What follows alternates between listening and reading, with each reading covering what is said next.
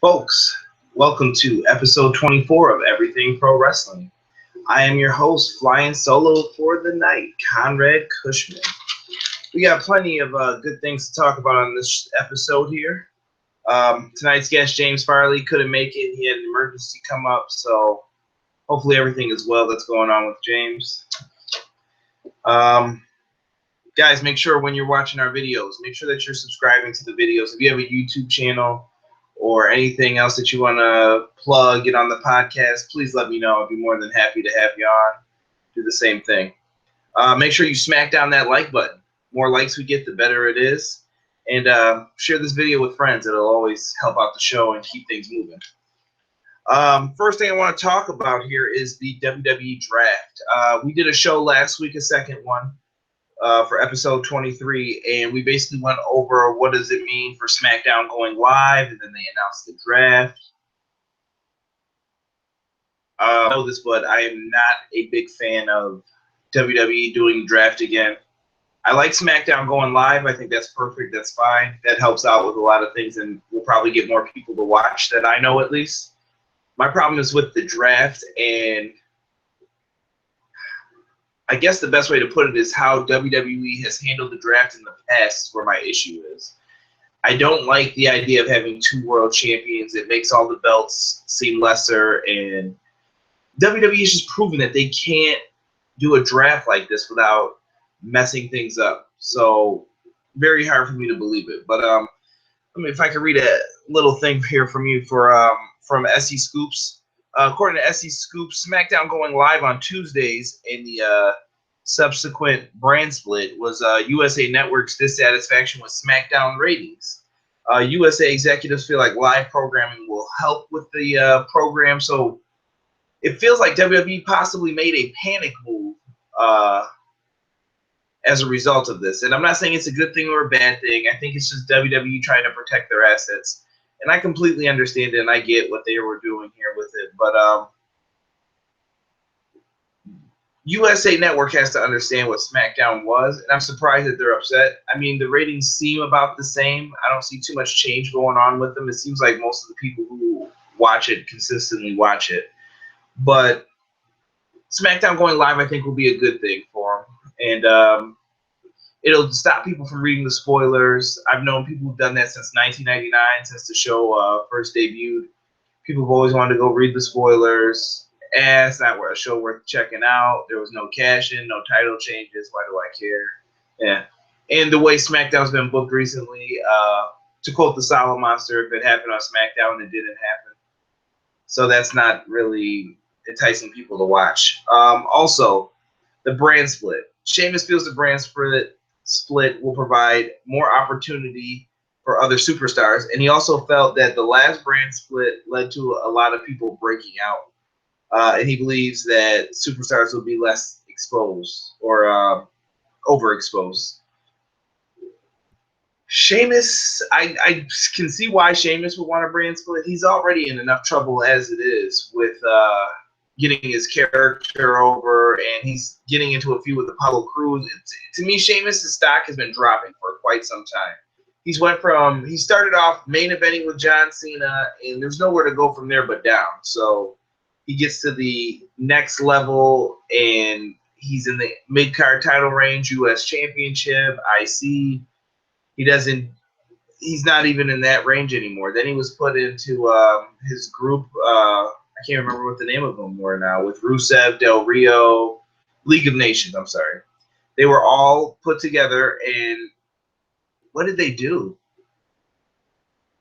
Nothing.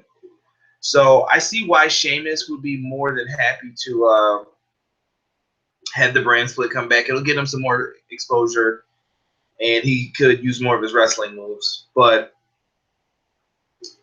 Sheamus is, I don't know. I still believe this is flawed logic. I mean, depending on how they do this, basically at the end of the day, I understand that we're stuck with this brand split, and there is nowhere else for this to go, or there's nothing else that they could do to change my mind about how I feel about this. But I guess they have to try and make the best of it. Plans for this show is to possibly have a mock draft between two people. where I'd be the moderator. I'll let one guy be Raw, one guy be SmackDown, and we'll just take turns and have fun, maybe with an extra episode of everything pro wrestling, and let 2 people do that. If you're interested in something like that, make sure you leave a like on it. I definitely think something like that would be very cool to have on the show. So if you guys want to volunteer for it, I know that a few guys have already told me that they'd be very interested in participating in that. Maybe I can make 2 guys one team and 2 guys another team, depending on how many people we get. I think that'd be real cool to do. So if you're interested, let me know. Next thing we're going to talk about, guys, is Monday Night Raw. Monday Night Raw was live from Green Bay, Wisconsin. WWE Raw started off with a nice Memorial Day tribute for fallen soldiers. Had some Ronald Reagan speech in there, parts of it cut out and parts of it being said by WWE superstars. I thought it was very classy, good move by WWE. Then you get to the opening segment. Shane and Stephanie come out and they're interrupted by the New Day.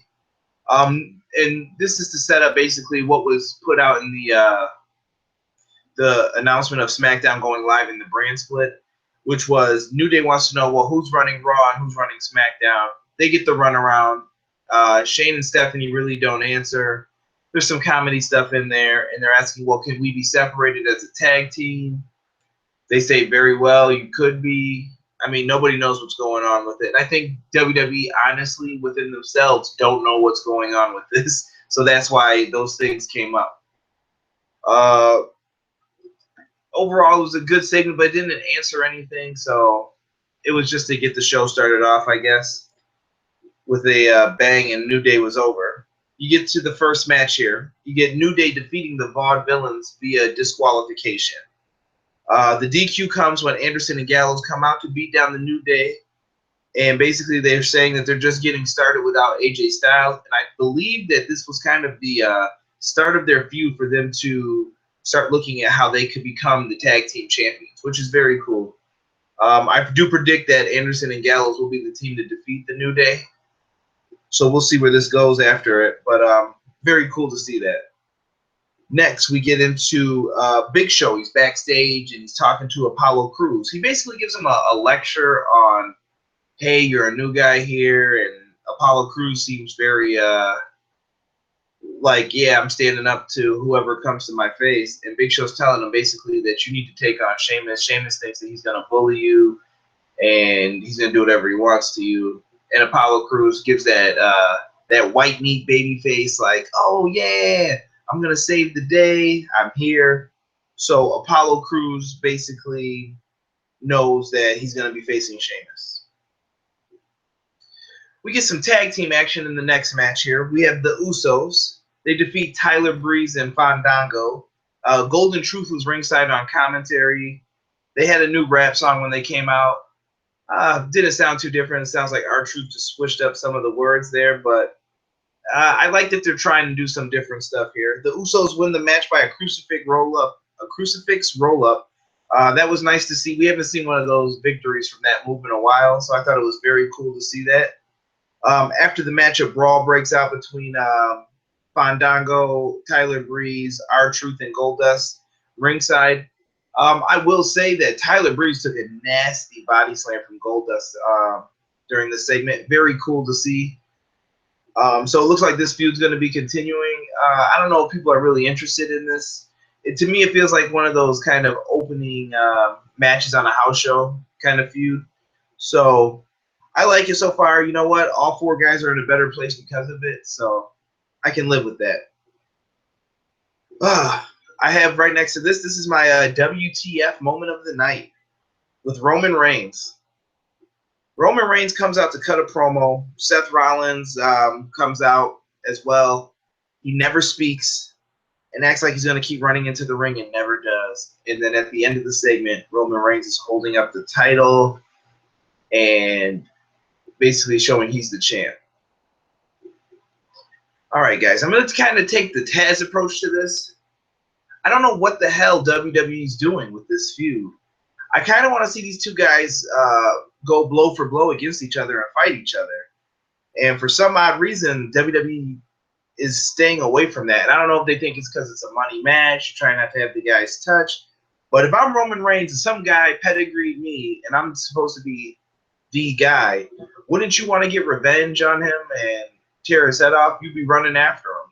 But Roman just stays in the ring, keeps his cool. And this is the reason why I believe people boo Roman Reigns as part of the problem. You have him looking soft. Roman Reigns needs to be the silent, he just beats you down type. Like, he doesn't have to keep going through this character where he has to speak all the time. Your WWE champion, he doesn't have to speak all the time. Some people just like a guy who is just quiet. He doesn't say too much, but when he comes out, you know he's here to do damage. He's going to wreck somebody and cause mayhem. That's what I want out of Roman Reigns. And basically with these guys, I want to see pull-apart brawls. I don't want to see Seth Rollins playing like the chicken heel. I'm so tired of that with him, Miz. Let Seth Rollins come out and be someone who can stand on his own 2 feet. He doesn't need to constantly have help or find ways to go around it. And I think that it would be a lot better if they just had these guys brawling. My personal opinion. Next match we have here. We have Rusev. He comes out and defeats Zack Ryder by submission with the Accolade. Rusev has been great lately. I'm really happy that he's the U.S. champion again, and I'd like to see him go on a nice run, basically tear through half the roster, at least the mid-cards, and continue beating them. Titus O'Neil comes out after the match, which a lot of people didn't think Titus was getting his pushback, but in my eyes right now, it looks like Titus may be being elevated just to see where he is right now, see where his popularity is.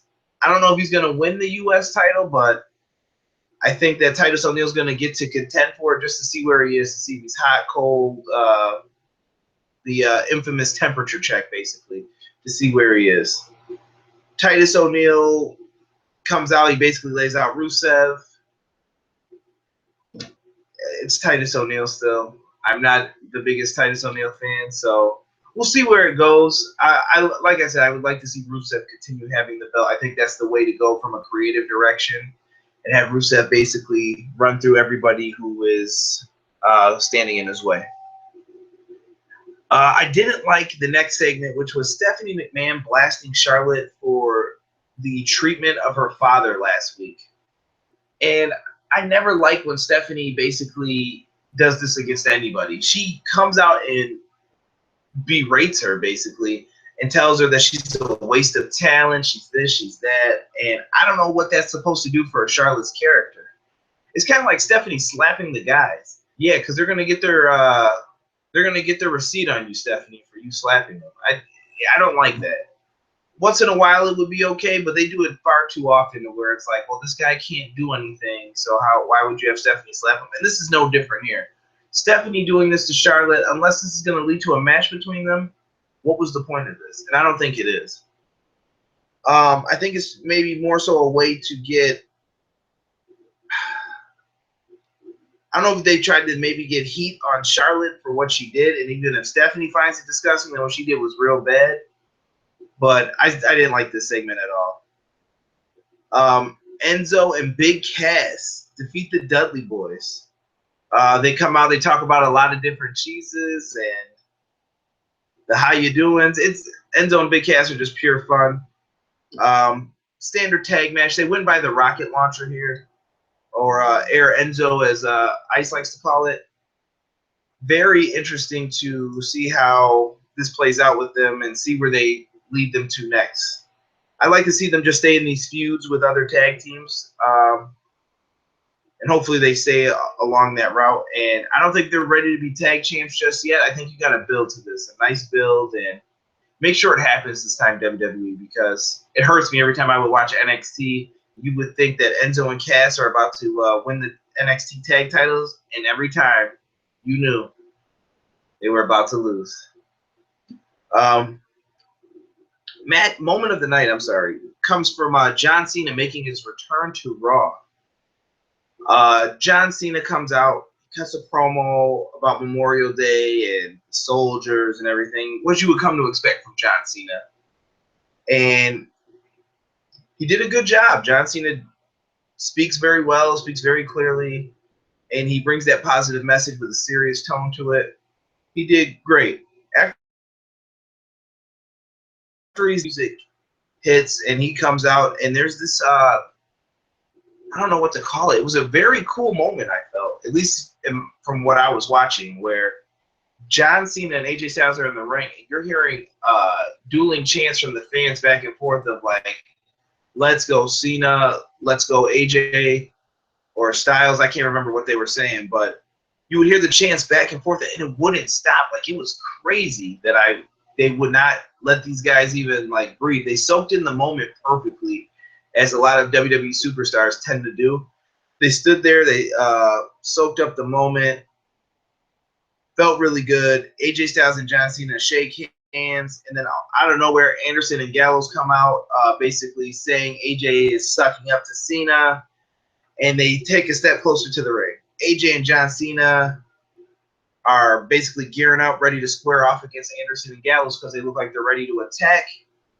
And then AJ Styles basically turns on John Cena, which was pretty cool to see. They definitely got me on this because in my mind I was thinking, okay, at Money in the Bank they'll have a tag match. AJ and Cena will lose to Anderson and Gallows and basically lead to a match between these two at SummerSlam. I'm thinking to the next big show. So you would think that's how it gets set up. But no, AJ turns on John Cena right here. And it makes sense. They basically beat down John Cena very bad. I mean, they put the stomps on him. Basically, AJ looks like he keeps running out, runs back in, starts pounding on him, and he does this several times over and over again. And it looks like the club is united, and they are throwing up the Turkish wolf symbols here for Scott Hall, Kevin Nash. And I'm digging it. I like to see the club or the Bullet Club, whatever you want to call them. It looks like these three are back together right now, and I'm really digging it. It's very cool to see that these guys are working together and they're in WWE. That was a surreal moment to see like TNA's old top guy versus WWE top guy, and it was just something that wrestling fans would dream of if you become a fan within the last, I don't know, 10 years. Really nice to see that. We get to a match here with Dana Brooke with Charlotte defeating Natalya. Dana Brooke looked pretty good in this match. She looked a little bit sloppy, but I think it was because of nerves, and that's not to take anything away from Dana Brooke. She just looked kind of nervous in the match. It's her first match on Raw. She's trying not to mess things up, and I think there's a lot of pressure on her to do well in this role, so without Emma especially. So she's out there with Charlotte, and she does like this a driver off the shoulders, down in between the legs. Dana Brooke gets the pin, and then Charlotte and her come in the ring and start beating on Natalya, which leads to Becky Lynch coming out to make the save, and I like it. Becky Lynch is given a more prominent role in the women's division, and I like it that they didn't forget about Becky Lynch, and I think that her and Natty, that'd be a good tag team feud for them to have at Money in the Bank. So thumbs up for that. That was okay. Dolph Ziggler comes out and cuts a promo on his wrestling skills, talking about his amateur wrestling at Kent State. He mentioned some stuff from high school, I believe, as well, and even when he was a 5-year-old wrestler on the wrestling team. So, and basically says he's going to wrestle circles around Baron Corbin. Baron Corbin in the next segment basically is supposed to have a wrestling match with Dolph Ziggler. Baron Corbin defeats Dolph Ziggler after Ziggler basically puts on wrestling headgear to low blow Baron Corbin. I don't know why they did this or who this was supposed to help, but it looks like this feud's continuing. I've had it with it. I don't really want to see it anymore. I'm kind of over the match, personally. But Dolph Ziggler gets his revenge, so we'll see what happens here before this feud ends. You get a little promo before the 6-man tag main event. You have in the main event, Dean Ambrose, Sami Zayn, and Cesaro defeat Chris Jericho, Kevin Owens, and Alberto Del Rio. The match ends with Dean Ambrose hitting a dirty deeds on Kevin Owens. Decent main event. Nothing that you wouldn't expect out of these guys. Definitely looks like a match you could have saw on SmackDown, though. Monday Night Raw, I'm going to tell you guys right now, still way too long to be 3 hours. Not a fan of it. And even with the split, it's still going to stay 3 hours. WWE gets too much money right now to scale back from it, and they're not losing enough. I'm just not a fan. In the comment section below, tell me what you guys thought of this Raw. Was it too long? Was it hard to keep your interest? Did you dig AJ Styles turning on John Cena? Did you see it coming? I didn't see it coming. Just decent Raw. And guys, I want to know, who do you guys think is winning Money in the Bank right now? Because I found it weird that the 7th person was never announced for Money in the Bank. And some people are saying it's going to be Bray Wyatt. Some people are saying it was going to be Cena. There was a 7-person graphic, and now it looks like it's 6. So I don't know what happened with that. So hopefully we get some answers maybe on SmackDown. Gives us a reason to tune in on Thursday. We also had some news coming out. I don't know if it came out today or late last night, but Cody Rhodes versus Kurt Angle is taking place at Northeast Wrestling on August 27th. If you guys want to look up that event, that looks like it'll be awesome. That's the first booking, I believe I've heard, at least, for Cody Rhodes taking on Kurt Angle. Looks like it'll be an excellent matchup. 2 talents that I'm just shaking my head that WWE doesn't even have them on their roster right now. Cody Rhodes, phenomenal talent. Definitely paid his dues. It's sad to see him leave after the recent issues he had with WWE and their creative team and their creative department. Excuse me. And same thing here with Kurt Angle. Kurt Angle he's an Olympic wrestler. I don't understand why this guy doesn't have at least a part-time contract with WWE to wrestle part-time. Let him help out. Let him sign a Legends deal or something. I think Kurt Angle has a lot of use still, and I actually think he can still wrestle once in a while on a limited basis, and he can help some of these guys out by helping them get over. And there's plenty of dream matches. People still want to see Brock versus Kurt, Triple H, Kurt. You can do a lot of those matches too. Even having Kurt just wrestle at the pay-per-views and choose one guy. Definitely something that's worth looking into. Cody Rhodes also had a pretty cool picture on his Twitter basically talking about his goals in wrestling. And then you saw people like the Bullet Club and the Young Bucks copying the goal.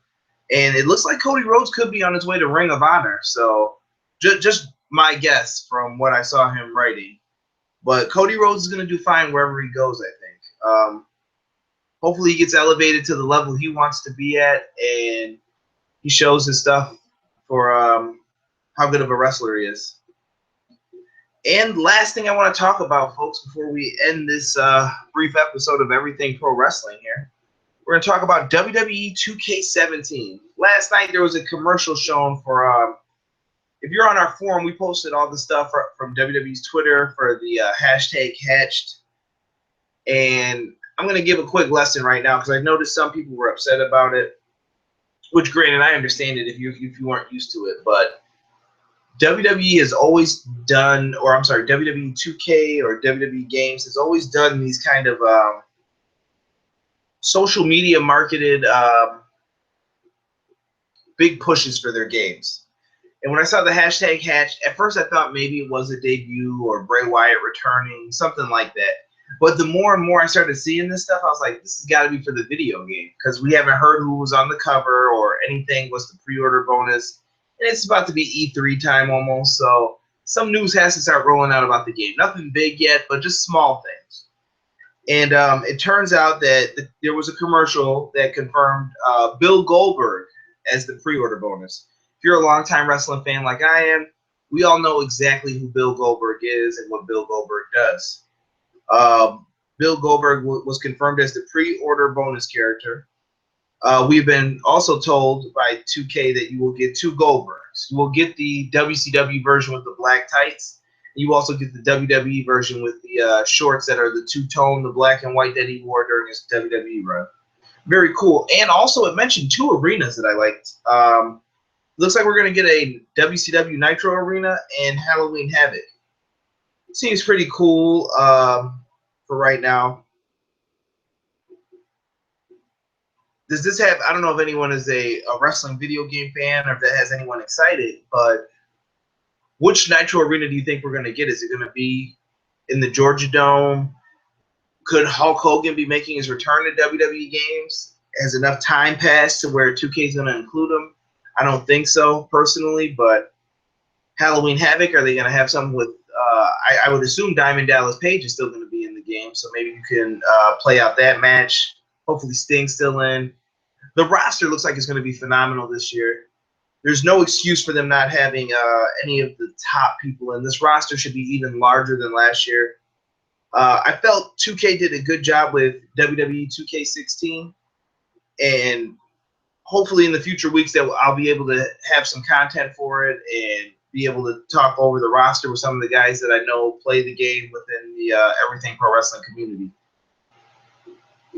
But were you guys really upset about the Goldberg being confirmed as the pre-order? Because I'm going to tell you guys from now on, if you ever see stuff like that, that's usually what it's referring to. So never count out that it's WWE Games doing a promotion for something else, whether it be a video game pre-order bonus character, the cover star, the athlete, whatever it may be.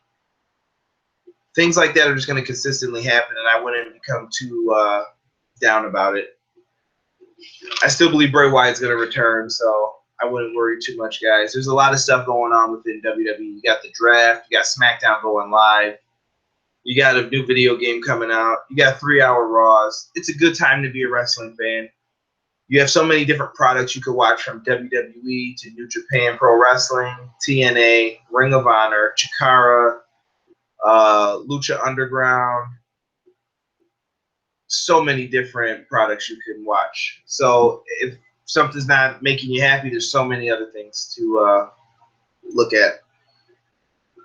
But guys, we mentioned WWE 2K17. If you guys have any thoughts on that game or stuff that you want your wish list, let me know, and I can try and send any of that information that I see consistently in the comment section below to Brian Bohr for WWE Games. He's the community manager. Even Brian Williams. Once in a while, people still talk to him. I can try and get the information to him as he works for Ukes.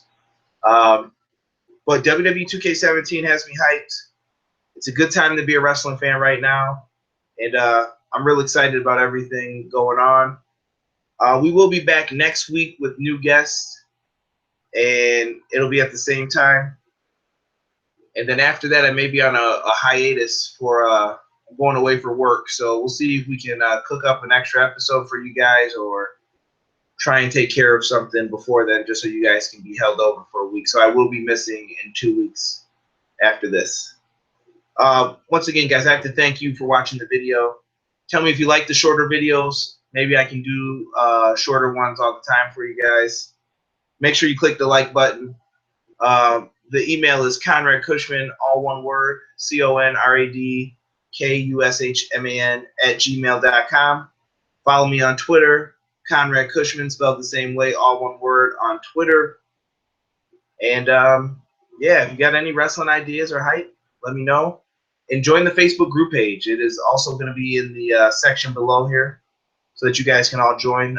We got great people in there talking wrestling all the time, giving their thoughts and opinions. They all vary. They're all different. So if you want to come in and have a good discussion about pro wrestling, Everything Pro Wrestling Facebook group page is where to do it at. I want to thank you guys for watching the show, and I'm out.